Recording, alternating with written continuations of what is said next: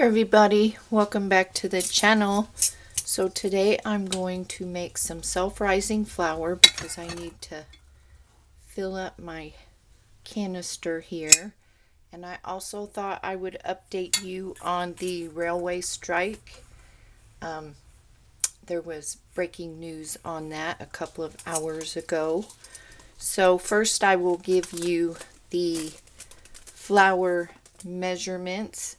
It is 1 cup all-purpose flour, or if you want to weigh it, 125 grams, 1½ teaspoons of baking powder, or 6 grams, 1/4 teaspoon of fine salt, or 1 gram, and then I'm going to sift it and then mix it up and put it in my canister. So we'll get started on that.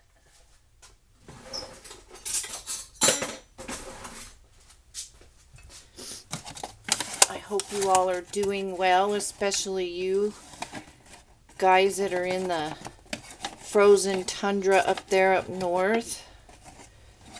That is some crazy snow. I know when we had that crazy blizzard here, which is not even comparable, that was totally out of my wheelhouse. So I can't even imagine what you all are going through.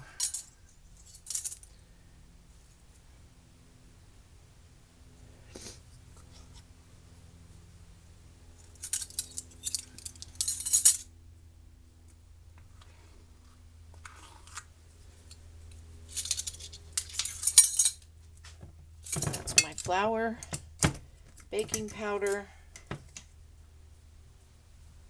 and salt. So I will just read you this article. It says, workers at the largest U.S. rail union voted against a tentative contract deal reached in September, raising the possibility of a year-end strike that could cause significant damage to the U.S. economy and strand vital shipments of food and fuel. Train and engine service members of the Transportation Division of the International Association of Sheet Metal, Air, Rail, and Transportation Workers, SMART-TD, narrowly voted to reject the deal. That unit, which includes conductors, brakemen, and other workers, joins 3 other unions in rejecting a deal brokered via a board appointed by U.S. President Potato Head. Railroads, which have slashed labor and other costs to bolster profits, are fiercely opposed to adding more sick time flexibility that would require them to add additional staff. Those operators, which include Union Pacific, Berkshire Hathaway, BNSF, and CSX, say the contract deal has the most generous wage package in almost 50 years of national rail negotiations. Both sides have reason to compromise here. The union needs to get this down in advance of the new Congress, as their involvement will unlikely result in better for them, said Reliant Labor Consultants Principal Joe Brock, a former Teamsters local president. Republicans, who historically favor corporate interest over unions, earlier this month won control of the U.S. House starting in January. I see a minimal improvement in sick pay and huge pressure from the Potato administration to accept a deal, Brock said. Major industry groups complain that rail industry cost cuts have hurt service and have been calling on Potato and Congress to intervene to prevent a strike ahead of the holiday season. White House Press Secretary KJP said last month any shutdown would be completely unacceptable. It is the responsibility of the parties involved to resolve this issue. The White House did not immediately comment on Monday. Can be settled without a strike. A rail shutdown could freeze almost 30% of U.S. cargo shipments by weight, stroke inflation, and cost the American economy as much as $2 billion per day by unleashing a cascade of transport woes affecting U.S. energy, agriculture, manufacturing, healthcare, and retail sectors. Last week, the U.S. Chamber of Commerce said Congress should step in to prevent any disruption, warning it would be catastrophic for the economy. Automaker General Motors has said a halt would force it to stop production of some trucks within about a day. The ball is now in the railroad's court. Let's see what they do. They can settle this at the bargaining table, said SMART-TD President Jeremy Ferguson in a statement. This can all be settled through negotiations and without a strike. The National Carriers Conference Committee, which represents the nation's freight railroad in talks, said that continued near-term threat of a strike will require that freight railroads and passenger carriers soon begin to take responsible steps to safely secure the network in advance of any deadline.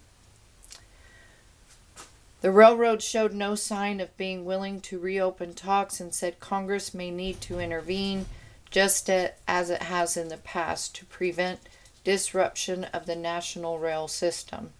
The standoff between U.S. railroad operators and their union workers in September disrupted flows of hazardous materials such as chemicals used in fertilizer, and disrupted U.S. passenger railroad Amtrak service as railroads prepared for a possible work stoppage. So, unions, including a separately contracted unit covering more than 1,000 SMART-TD yardmasters, have ratified 9 of 13 agreements covering about half of the 115,000 workers affected by the talks. The deal includes 24% compound wage increase over a 5-year period from 2020 through 2024 and a 5 annual 1,000 lump sum payments. 3 other unions that rejected the deal have already agreed to extend a strike deadline until early December. Labor unions have criticized the railroad sick leave and attendance policies and the lack of paid sick days for short-term illness. Beginning on December 9th, SMART-TD would be allowed to go on strike, or the rail carriers would be permitted to lock out workers unless Congress intervenes. If there is a strike by any of the unions that voted against the deal, Brotherhood of Locomotive Engineers and Trainmen and other rail unions that have ratified agreements have pledged to honor picket lines. The Potato administration helped avert service cutoff by hosting last-minute contract talks in September at the Labor Department that led to tentative contract deal. So, that is the latest on the rail situation. So I would prepare, plan for the worst, hope for the best, get what you need, especially why certain things are on sale right now. I don't know about this turkey sale people are talking about. That's not panning out in a lot of areas to be the case.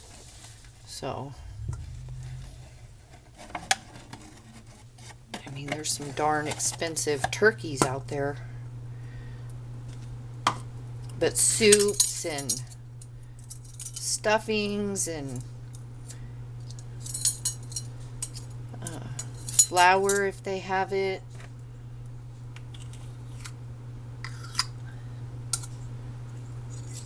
I mean, whatever's on sale in your area. I think most of the Aldis that had the butter on sale, that has pretty much been depleted. So if you didn't get out there early, that's pretty much gone. So I'm just going to keep doing my flour until my canister is full. So this is a easy.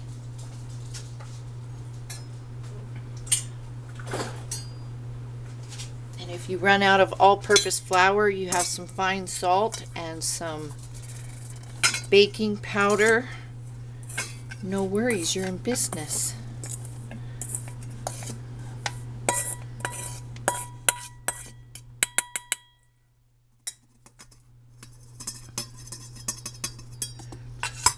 So there we go. I've got my canister started. I'm going to do this until it is full. So if you all have any questions or a video, you know, something you'd like to see in the food prepping realm on how to do something, let me know down below. Let me know what stores and stuff are looking like in your area. I mean, we have a lot of grocery stores around me, so it's kind of willy-nilly on what store has what or what's running low. So anyways, I will see you all later. You stay safe, you stay healthy, you stay warm. I think we all get a warm up, and then the day after Thanksgiving, another cold blast and probably some snow is coming through on the east, and potentially some severe weather maybe for some areas, rain. So anyways, you all take care, and I will see you in the next video.